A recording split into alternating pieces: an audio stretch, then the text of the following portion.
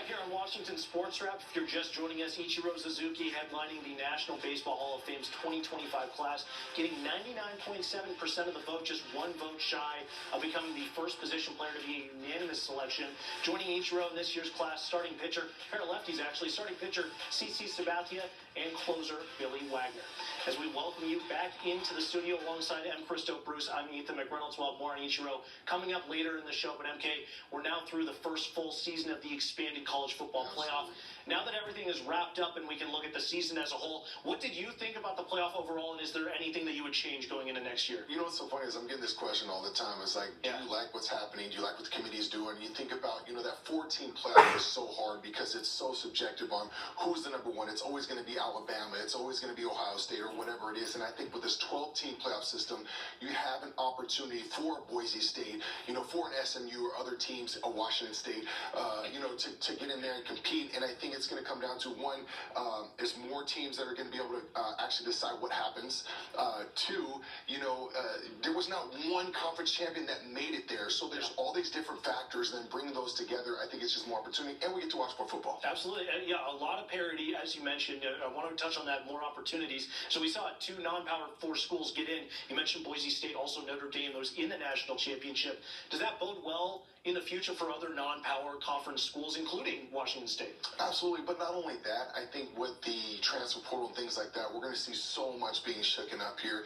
But we'll also talk about, the waiting period after these bowl games all going on there. Is that going to shake it up? Or just like the NFL playoffs, it's just one bad day, and then all of a sudden your school has to go back to the drawing board. So I think there's so much more that goes into it, but it also gives a lot of college teams the opportunity to say, hey, listen, I can make it to this 12-team playoff system. Let's see what happens. And it's going to come down to strength of schedule, though. Yeah, definitely. A lot of eyes on that competition committee to see if any changes are made over the offseason. So let's switch over to the NFL side. We're down to just 4 teams, the Commanders and Eagles in the NFC, and the Bills and Chiefs on the AFC side.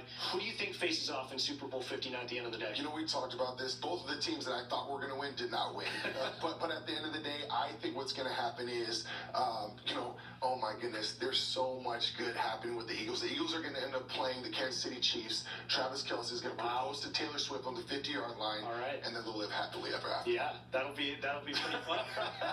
I feel all the Twitter polls and stuff that I'm seeing on what we're rooting for to happen, the entire nation.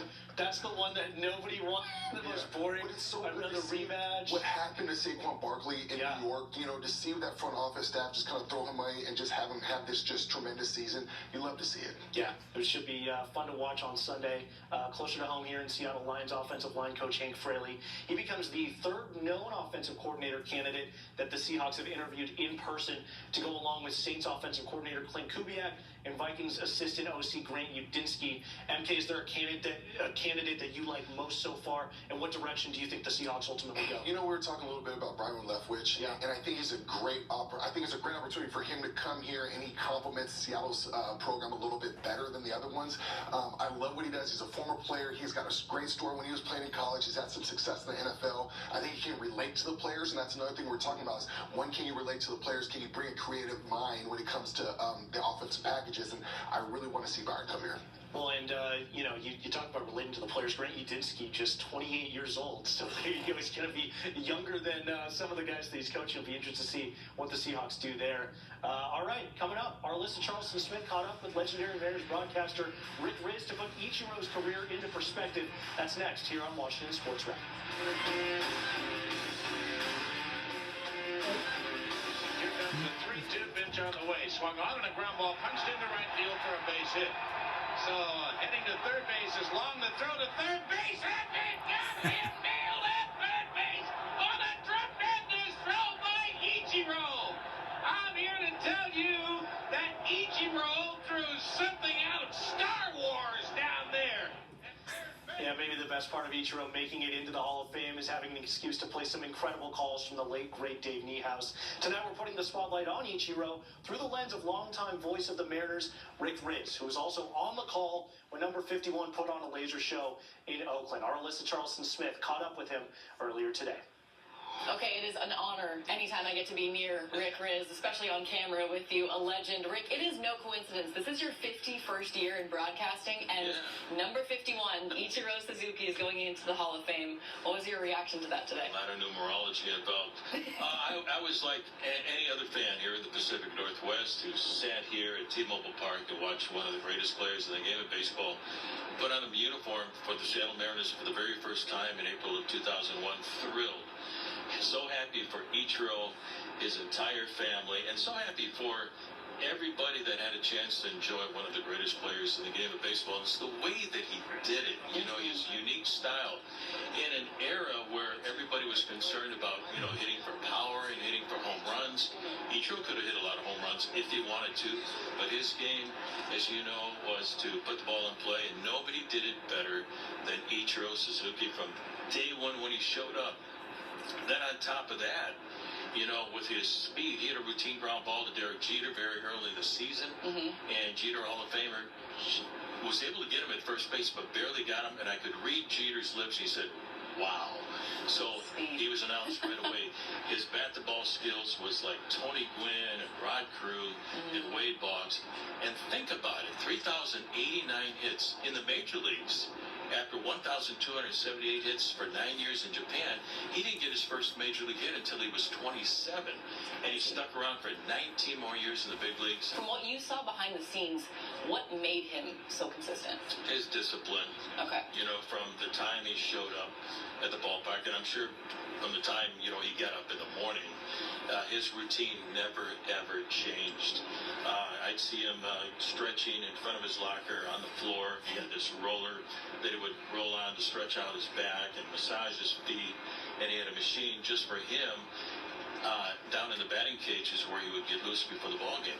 Then he would run out of the dugout every day at the very exact same time, run out to right field, run and get loose and throw with his interpreter, Alan Turner, who, by the way, had one of the greatest arms in baseball because he had played long toss with Ichi-Ro, and then take his batting practice and get ready for the game and constantly stretch all the time. But it was discipline where he did everything, number one, the right way at the same time, every day that he played.